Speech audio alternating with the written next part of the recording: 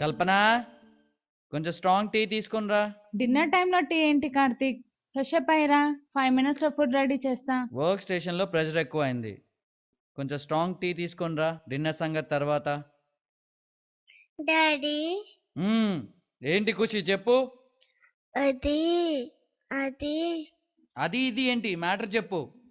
మీకు శాలరీ ఎంత డాడీ? 30,000. అయినా నా శాలరీ గురించి నీకెందుకు?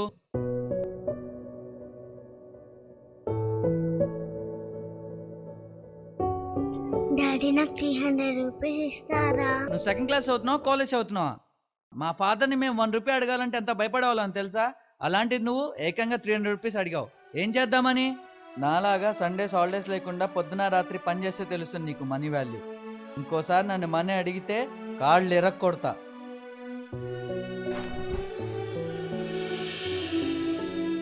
ఆఫీస్ ప్రెషర్ నా కూతురు మీద ఎందుకు చూపిస్తున్నాను నేను?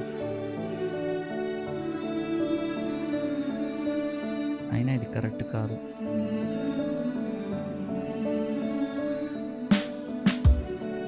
ఖుషి, ఖుషి, సారీ నాన్న. ఇదిగో నాన్న 300 రూపీస్. సారీ రా, తీసుకోనన్నా.